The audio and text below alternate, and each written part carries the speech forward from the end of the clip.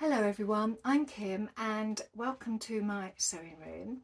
I apologise for the lateness of my video. I normally send them out on a Friday, but I have had a few technical problems and I'm definitely not technical minded, so it's taken me a little while to figure out what the problem is, and I think I've sussed it out, so I can now kickstart my video off with what I'm wearing. Now this blouse is the McCall 7360.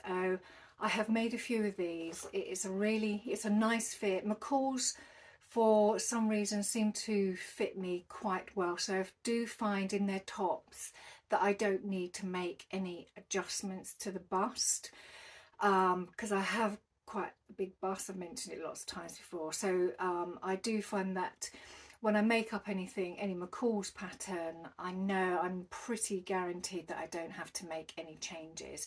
The only change I made on this particular blouse was I just shortened the sleeves by 3/4 of an inch.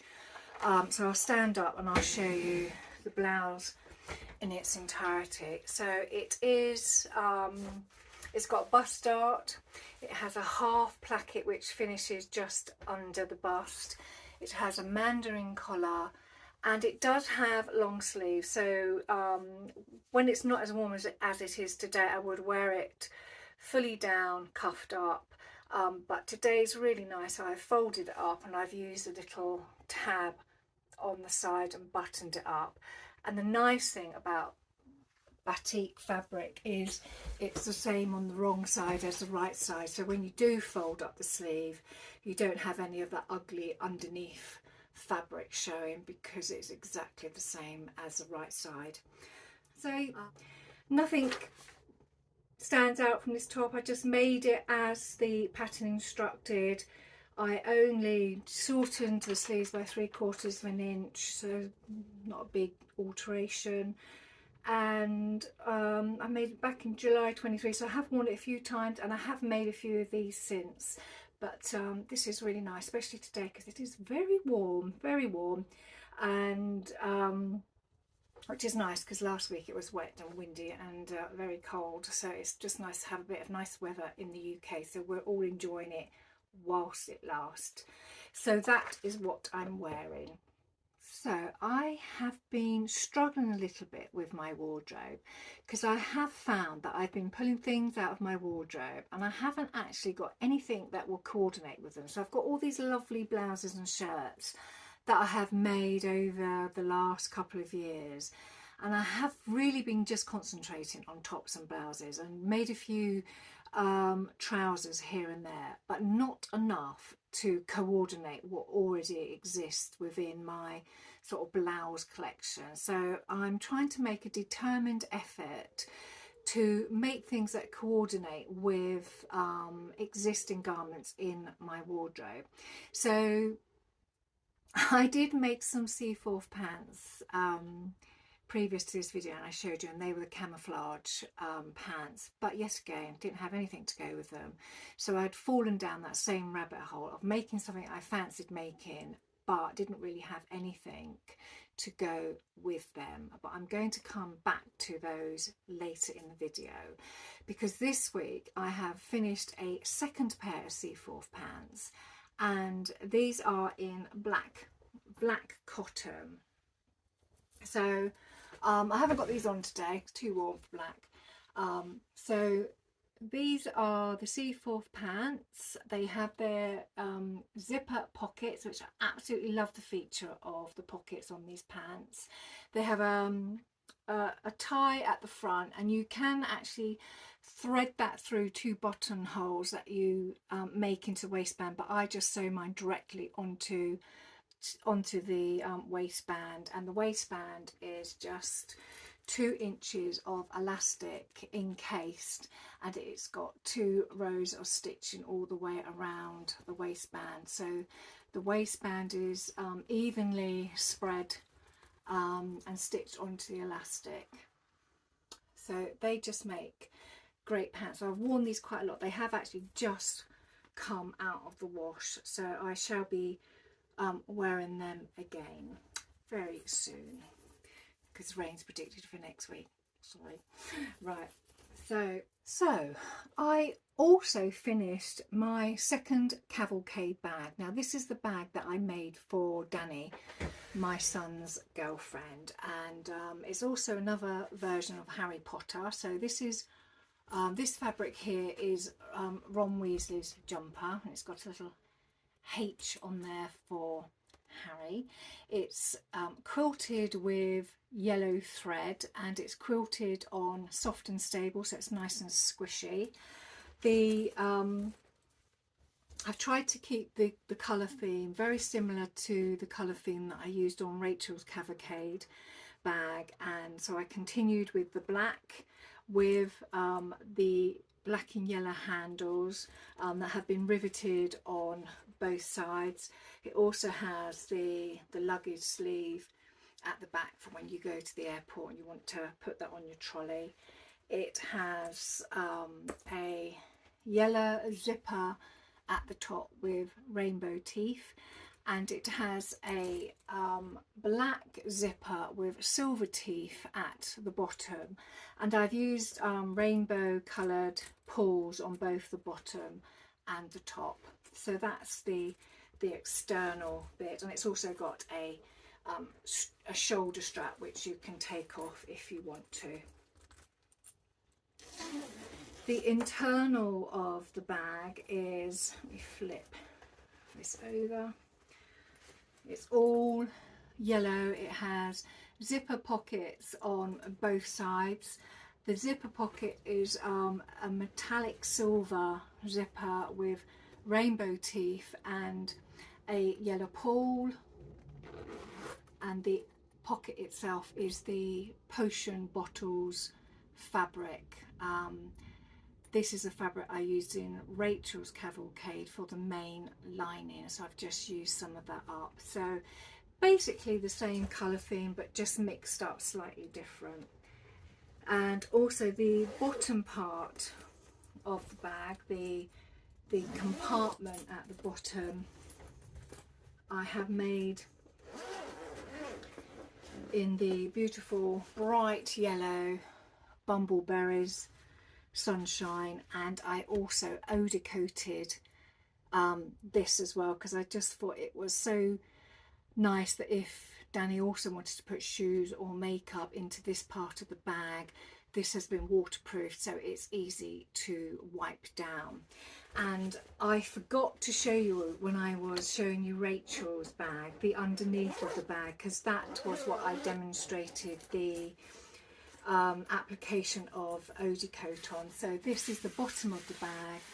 This fabric has also been Odor coated, so this makes it washable, so you can wash this down if it gets a bit dirty, because especially as this is going to be, you know, the closest to the floor than any other part of the bag, and it's also got its purse feet as well. So that's the bag. Now I did construct this a little bit different, using some of the interfacing recommended by Sarah from Sew Sweetness, who designed this bag. And I think for me I learnt a lot, because I really struggled with this bit of the bag. So this bit of the bag has interfacing in called S133, and it is an alternative to Decaville Heavy, and S133 is half the price cost wise of Decaville Heavy, so I thought I would use it in this part of the bag, and it wasn't a great decision. I think Sarah just used the Decaville Heavy when she was going through the tutorial to use it on the bottom of the bag here and the bottom of the internal inside of the internal bag, but I decided for some reason that I would use it also in this part of the bag, which was definitely the wrong decision, because I made it extremely hard for myself to get this under the needle. And Sarah did mention that her zipper foot that she uses to stitch up the bag, her needle comes straight down alongside her zipper foot, but I can't do that with my zipper foot because I have to nudge my needle across for my zipper foot to work. And that also meant, because I had to nudge the needle across, I couldn't use my single hole stitch plate, which is this thing here. So you can see that tiny little hole just there. That just makes it easier to stitch things, because the feed dogs work better, it grabs the fabric better, there's no chance of the fabric being pulled down on a stitch plate like this. So I wasn't able to use that because I used my zipper foot that came with my machine. And because I was struggling so much with stitching the bottom compartment, I looked in my box of accessories and found this other presser foot here, which, oh god, it's so hard. Well, yeah. And this is called an overlock presser foot, but it looks very similar to a zipper foot, but it did allow the needle to come straight down. So I used this instead so that I could then use my single hole stitch plate, and it worked a bit better. But the fundamental mistake that I made was I tried to use this stiffening in this part of the bag when really it didn't need it. I could have followed Sarah's instructions and used the Pelham Peltex in here, because it would have still you know, held this part of the bag up quite significantly. The only thing I might do, I will make another one of these for myself later in the year. The only thing I might do is I might actually put some of the stiffer fusible in this part of the bag, because it's very soft here, and I think it would benefit from maybe some of that heavier fusible which I have here. I'll show you. This is the fusible that I use, and it is basically like cardboard. It is really, really firm, and you can see there's not a lot of movement there, so you can imagine how hard that was to sew and get this under the needle, and especially trying to sew around curves and everything. It was not a very good decision that I made to use this. Whereas obviously if I had used this Peltex, you can see this is a lot softer, it's easier to manoeuvre, so I think I would have had an easier time if I had stuck to the Peltex in the bottom of the bag. But you know, with these things, we try things out, we test them, and I've learned a lot. I put all of that information onto my project sheet, so I know next time when I come to making this bag exactly what fusibles I'm going to use and where I'm going to use them in the bag. So third attempt, I know I'll get it right, I'll get it spot on. But even so, that bag, I'm just so pleased with it, and I am dying to give it to Danny because I know she will absolutely love it, because she's not aware that I have made her this bag. So hopefully it will be a hit and she will love it. So that's my Cavalcade bag, make 2. So what else have I finished this week? Well, I have finished a pair of socks, and it seems ridiculous talking about socks when it is tropical outside, but these will probably be the last pair of socks that I knit this year, well, until autumn, because the weather is getting warmer and I usually stop around this time of the year. So these are the pair that I have been working on for a while, and these are just these beautiful they're apple green yarn. I think they're called Drops Fable, or Fable Drops of the brand, and this is the apple yarn, and I can't remember what the blue one's called, but I will put it down below so that if you're interested you can check it out. But These are my newest pair of socks, and once I finish this video they will go into the wash and I will put them away for autumn. So sock knitting has finished until later on in the year. So I have received another parcel from lovely Jubbly, and it's part of my Queen of Diamonds subscription, and this is month 12.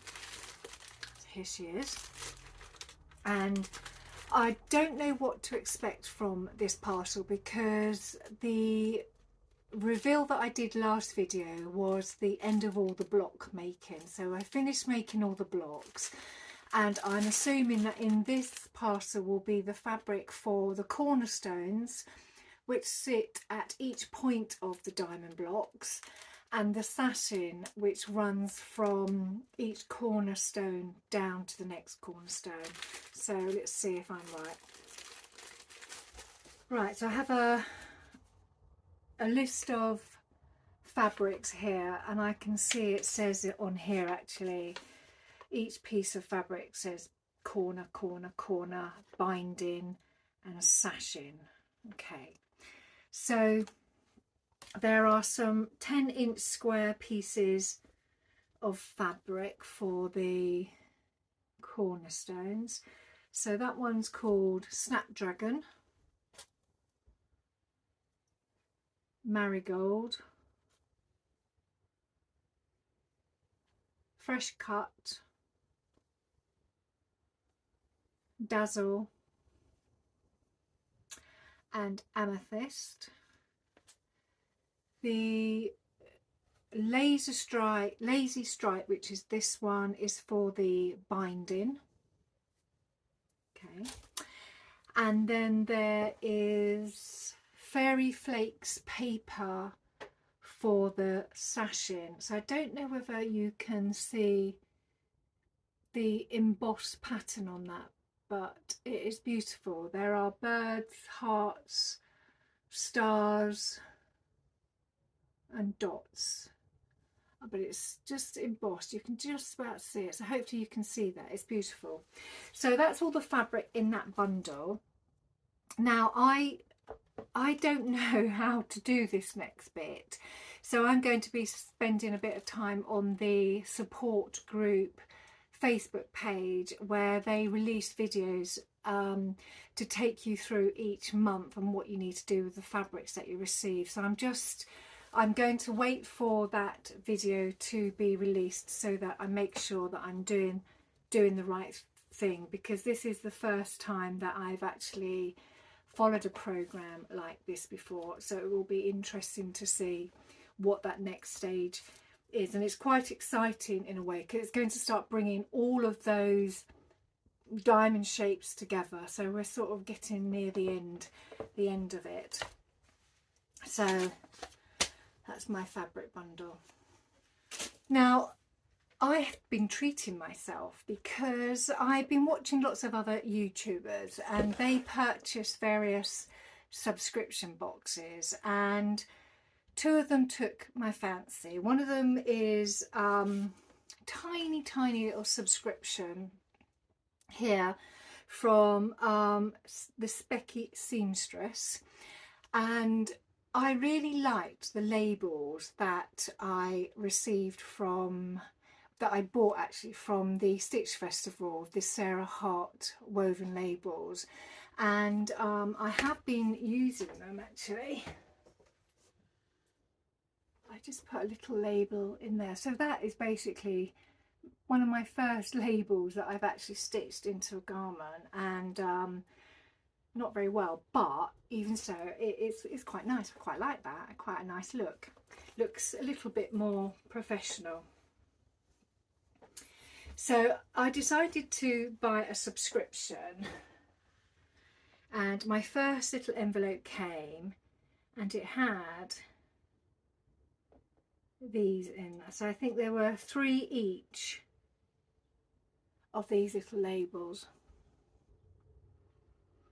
So you've got a little dinosaur, so sweet, and on this one it says, oh yeah, please look after me, which I thought was quite nice. So it's got nothing on the back, but you can see that's quite neat. I really like those, they're quite cute. So, and that was quite a small subscription. But then, because I've enjoyed doing the Cavalcade bags, I decided that I would buy myself a bag maker's box. And I bought this, I signed up for this subscription with 77, and I've opened the main box, so you can see there she is in there. So I don't know what to expect, so I'm going to, excuse the rustling, little leaflet which has a few designers and their bags to give you some ideas of what to use the contents of the box in, so some good ideas there. And on the back it tells you what you've actually got in your box. So this subscription is not to make a bag, it's just to provide you with an array of notions to make up a bag of your choice. So you can use all of these things in one bag if you want, or you could maybe use them and, you know, break them up and use them in other projects. So I thought I would just subscribe and just see what came through, because bag making is new to me, and it's nice to sort of see what there is available. And I can see already that the quality of this stuff is really nice. I'm really pleased. So let me just go through what I've got. First of all, a tea bag. I love a cup of tea. So this is Butterbrew, a wizarding wonder of creamy caramelly delight. Right, okay, very nice. Give that a go later. A few stickers. So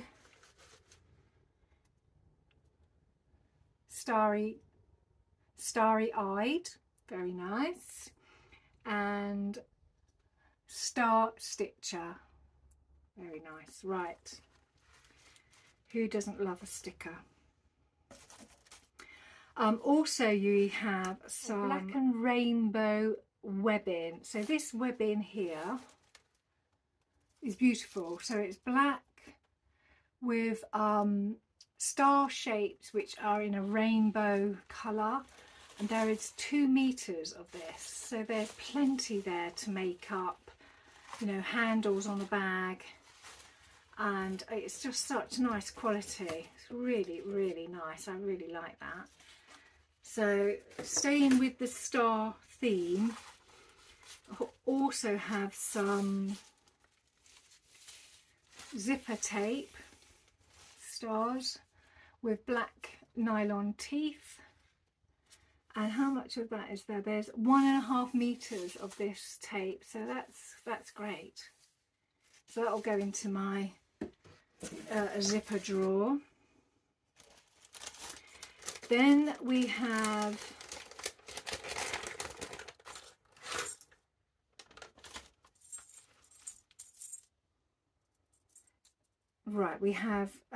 let's have a look. 2 star zipper pulls, and they are really nice. I like those a lot. So there's 2 of those, and it's like a gunmetal grey. It's really pretty. So I've got 2 of those pulls. And what's this? These are called snap hooks. We have that. So it swivels around the little top section, and it also has this opening which you can, oh, a bit stiff. I'm assuming you can put things like tassels or keys or other bits and bobs on there, so that's really pretty. So this is obviously something I've not ventured into the bag making world. I'm just dipping my toe into it at the moment just to see how it goes, and I've quite enjoyed making the Cavalcade bags, and I wouldn't mind making some other bags as well. And last of all is this amazing it's called Rainbow Faux Leather, and there is it's 12 inches wide by 53 inches long, and it is a huge amount of fabric. So you can see it just goes on and on and on. That's really nice. So I'm sure I will find something to make from that. So that is a really nice box, and the subscription is bi-monthly, so you don't get it every month, which I think would be a bit overkill. So it's nice to get it every other month, and I'll just keep going for a little bit longer, and each month just learn a bit more. I'll just see how it goes, because I don't know how many bags I will make, because I do primarily want to get back into garment making, because I feel that with doing the Cavalcade bags recently, they have taken up a huge amount of time. So that is that beautiful faux leather, and it's very soft. It's got a black background or backing. Yeah, I really like that. And you can feel that will go under the needle quite easily. Watch this space. Right, so that's that bag, subscription box, and hopefully I haven't given anything away, because I know I'm probably quite late showing that subscription box, and everybody else would have shown theirs by now. So I haven't spoiled the surprise for anybody else that receives those. So I will have a good read of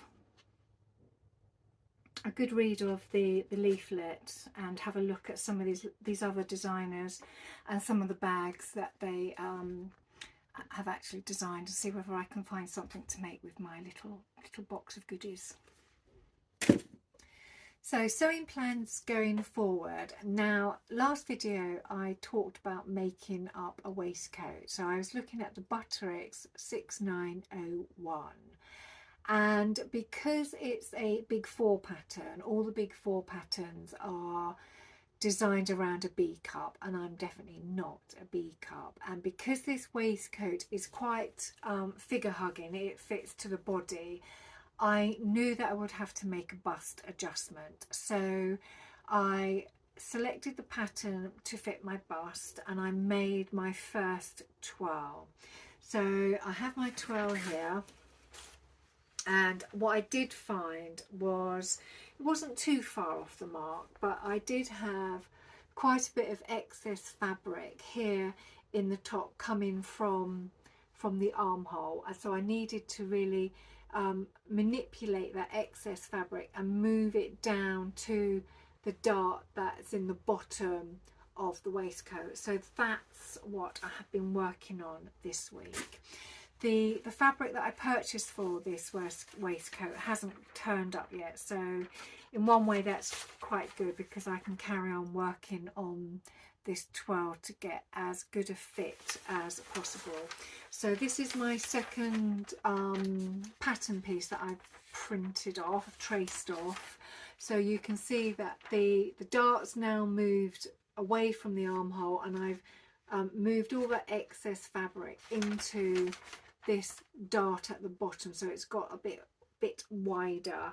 So I'm just going to make cut this out in the calico again and make up a second twirl to see if that fits better, and if it does, I'm ready to go and make up this garment. So once I receive the fabric, I can just get on with it. So if my video hasn't come out on Friday next week, you will realise that I'm still having technical issues. So if I am having technical issues, I am trying to get them resolved, but it does seem to be taking me an age to record the video and edit it. My phone at the moment is really playing up, so I do apologise for that. But in the meantime, if you have enjoyed the content of this video and you aren't one of my subscribers, then it would be lovely if you could subscribe. And if you are one of my subscribers, I will see you fingers crossed, next Friday. So enjoy your week, enjoy this beautiful weather that we are having here at the moment in the UK, and for all of you in the States, happy Mother's Day, and I will see you all very soon. Take care. Bye.